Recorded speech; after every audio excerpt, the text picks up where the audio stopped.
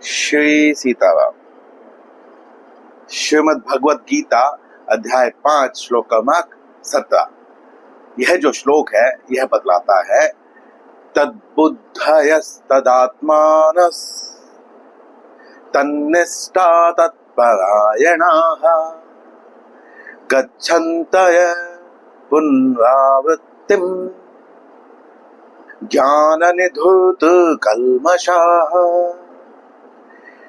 पिछले श्लोक में भगवान ने यह बतलाया था कि उस ज्ञान से, यहाँ पर तत् उसी के लिए आया है कि उस ज्ञान से भगवान प्रकाशित हो जाते हैं। तो जब भगवान प्रकाशित हो जाते हैं तो उसी बुद्धि से, वह बुद्धि कब बनती है? ज्ञान निधूत कल्मषाः।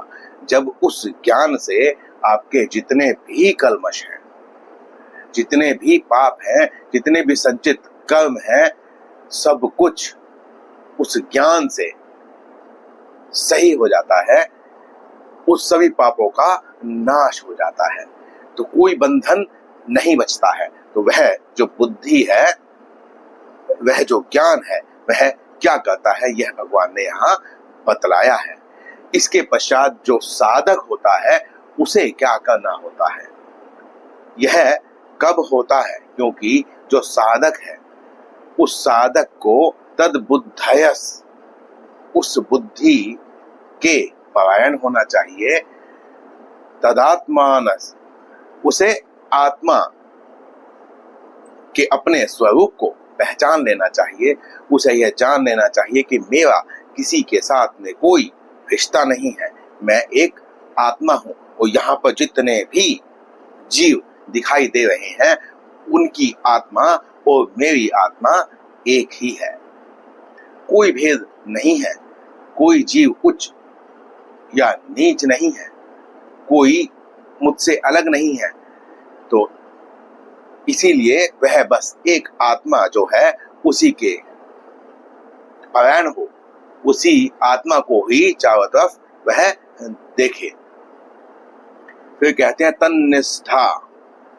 अब जब वह इस स्थिति को प्राप्त करता है जहां पर वह समभाव में है, वह किसी भी स्थिति से विचलित नहीं होता है, जब वह किसी को भी अपने से अलग नहीं समझता है, किसी की सत्ता आत्मा के अतिरिक्त किसी और की सत्ता वह मान ही नहीं रहा है। कुछ आचार्यों के मत में यदि इस श्लोक को हम सांख्य योगी के अनुसार ले तो फिर वह परमात्मा मान रहा है कि सब जगह परमात्मा ही है और कोई है ही नहीं, किसी और की सत्ता है ही नहीं, गुण ही गुण में बरत रहे हैं। तो ऐसी ही जब वह निष्ठा कर लेता है किसके प्रति? उसके प्रति जो ईश्वर प्रकाशमान हुए हैं, उन ईश्वर के प्रति जब वह पूर्ण निष्ठा कर लेता है, वो तत्परायणाः, और जब वह उनके परायण हो जाता है अर्थात शरणागति ग्रहण कर लेता है। अब इस श्लोक को आप भगवान ने बतला दिया है, आप जैसे चाहें इस श्लोक को ले सकते हैं। आप इसे सांख्य योगी के परख लें, अद्वैतवाद के दर्शन के साथ में लें, तो बस सब जगह उस ज्ञान से जो प्रकाश उत्पन्न हुआ है, उस प्रकाश से आपके सारे जो कल्मष हैं वह धुल गए हैं और आप उस अवस्था को प्राप्त कर गए हैं जिसे अहम ब्रह्मास्मि कहा जाता है। इसी प्रकार यदि आप इसे उस दर्शन के अनुसार लेते हैं जिस दर्शन में सेवक सेव्य भाव रहता है, जिसमें विशिष्टा अद्वैत की हम बात कर रहे हैं, तो यहाँ पर जो भगवान है उन्हें विशेष अर्थात परम पिता परमेश्वर और जो जीव है उसे आत्मा मानकर यदि हम कहें तो विशेष जो व्यक्ति, जो परम पुरुष है, उसके हमें परायण होना चाहिए। उस बुद्धि को, उस मन को, बुद्धि यहाँ मन परक है, तो बुद्धि को, उस मन को उस भगवान में, परमपिता परमेश्वर में लीन करना चाहिए।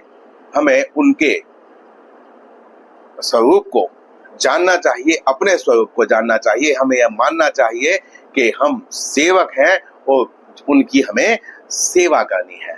यह सेव्य सेवक भाव विशिष्टाद्वैत निर्धारित करता है। इसके पश्चात अब यहाँ पर कहते हैं तन्निष्ठा। तो तन्निष्ठा उसी भगवान के प्रति निष्ठा होनी चाहिए। निष्ठा करेगा कौन? क्योंकि मैं आत्मा हूं, वो परमात्मा है, इसीलिए मैं उनके प्रति निष्ठा बनाऊंगा, तभी मैं उन्हें प्राप्त कर सकता हूं और मैं उनके परायण हो जाऊंगा। तो यहाँ पर मैं अपनी सत्ता को अर्थात सेवक बनकर मैं अपने आप को भगवान के प्रति समर्पण कर दे रहा हूं। इसके पश्चात मेरी कोई अलग सत्ता नहीं बचती है, क्योंकि जो सेवक होता है, सही मायनों में जो सेवक होगा, उसमें अहम भाव कभी भी नहीं होगा। जब आप संसार की किसी भी विशेष व्यक्ति की, किसी भी जीव की सेवा करते हैं, तो सेवा का अर्थ ही यही है कि आप अपने शरीर को, अपने श्रम को महत्व न देकर जिसकी सेवा कर रहे हैं उसे महत्व दे रहे हैं। और यह सबसे सरल उपाय है भगवत प्राप्ति का, क्योंकि सेवा करने से आपके सभी कल्मश अपने आप ही चले जाते हैं और जो ज्ञान है वह स्वतः ही अंतःकरण में प्रकट हो जाता है। इसके बाद भगवान कहते हैं गच्छन्ते पुनरावृत्तिम। अब यहाँ पर गच्छन्ते अर्थात प्राप्त करता है या कभी नहीं जाता है। यहाँ पर यदि जानने की क्रिया में आप गच्छन्ते पद को लें तो नहीं जाता है, पुनरावृत्तिम, फिर वापस कभी नहीं जाता है। उसकी पुनरावृत्ति जन्म मरण में नहीं होती है। जो एक बार भगवान को प्राप्त कर लेता है, जिस प्रकार से भगवान ने बताया कि उस बुद्धि को, उस मन को, उसके तत्परायण होकर उसकी शरणागति ग्रहण करने के पश्चात परम पद मोक्ष को प्राप्त करने के पश्चात फिर कभी पुनरावृत्ति नहीं होती है। तो वह जीव कभी फिर वापस जन्म मरण में नहीं जाता है।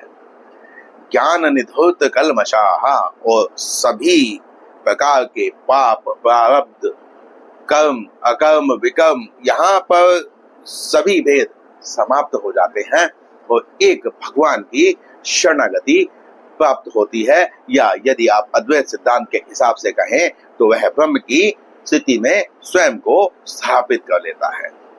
तो इस श्लोक में इतना ही। मिलते हैं अगले श्लोक में, अगले वीडियो में। श्री सीताराम।